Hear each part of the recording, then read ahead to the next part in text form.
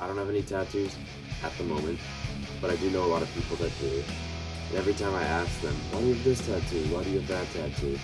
The answer is almost always nearly the same. It all revolves around some deeper meaning, a deeper value that the person has and wants to visibly showcase. So for somebody to go and get a brand's logo tattooed on their body has to mean something special. And also has to mean the person values just more than the product itself. So let's take a biker for example, right? Like somebody who rides motorcycles doesn't just get a Harley Davidson tattoo on their arm because they like motorcycles, right? They could just get a motorcycle tattoo. They specifically get the Harley Davidson tattoo because they align with the values that the brand has aligned themselves with. For Harley Davidson specifically, this is, freedom, independence, heritage, and history, and everything else that Harley Davidson stands for. So I'm going to be talking about 5 different pillars that brands do that you can implement to build the same cult-like following for your brand. Alright, the first pillar we need to have is to establish a clear enemy. The best way to get people to move towards something is by moving them away from something else. So we do this in an us versus them format, and a few examples of this: Tesla versus gasoline cars, and liquid death is another one. Really like versus bottled water. So to do this, look at your core audience, look at the values, the beliefs, the enemies they already have, and just use that and align your brand with that. And going off of that, we have identity, symbolism.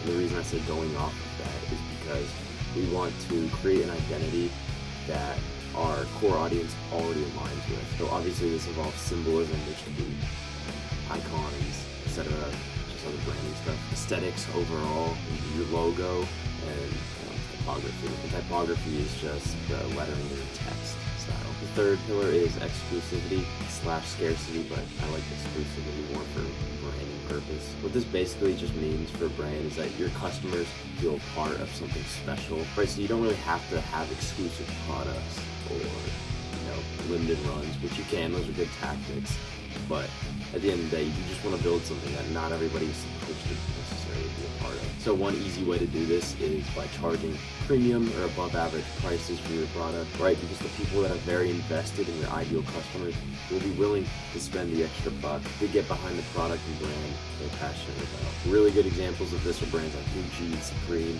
all your other very high-end fashion stuff, because the people that are able to afford it feel like they're part of something special. They feel put on a platform and elevated and actually go around wanting to share and rep the brand because it is something more exclusive and that not everybody has the means to be a part of. Number 4, a shared mission.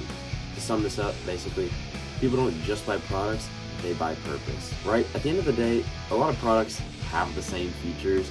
There's only so much you can do to change your product unless you're inventing something completely new, in which case this specific one doesn't really apply to you. But for 99% of your brands who are doing something maybe 3% different than somebody else, you can't focus on just the features that your product has to differentiate yourself. You have to play and empathize with your audience's feelings to give them the sense of belonging and beauty. So a certain fashion brand will play to a certain aesthetic because the people wearing that brand and repping that brand are X type of people, and to get like that, naturally you just have to buy the clothes, right? And you'll slowly become that. So the goal here is to turn customers into believers. One more example for me as a musician, one of my favorite guitar companies, for instance, they don't just sell guitars, they sell this feeling and purpose of becoming a rock star. I mean, it looks obviously a little different than other guitars, but they all function and do the same thing at the end of the day. And that's again where association of a brand or a product comes into play.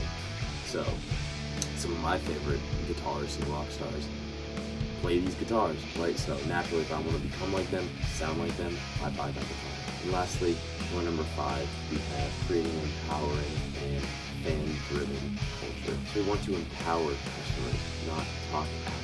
And really, the best and easiest way to do this is pretty simple. It's just generating UGC product reviews and posting the heck out of any pictures or day in the life or whatever it may be of the people who are actually buying your stuff and using it. Right? People trust other people. This is why influencer marketing is such a powerful tool.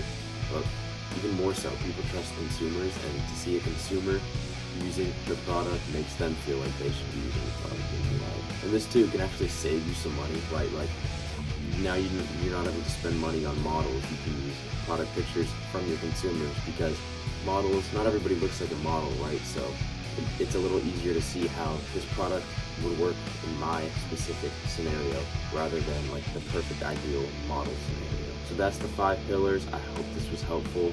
Let me know down below in the comments if you're actively using any of these for your brands, or if any of these were new to you and could be beneficial to your company's branding strategy. But yeah, please subscribe, comment, like, turn on notifications, share, all that YouTube stuff I'm supposed to ask for. And with all that being said, I'll see you in the next one. Peace.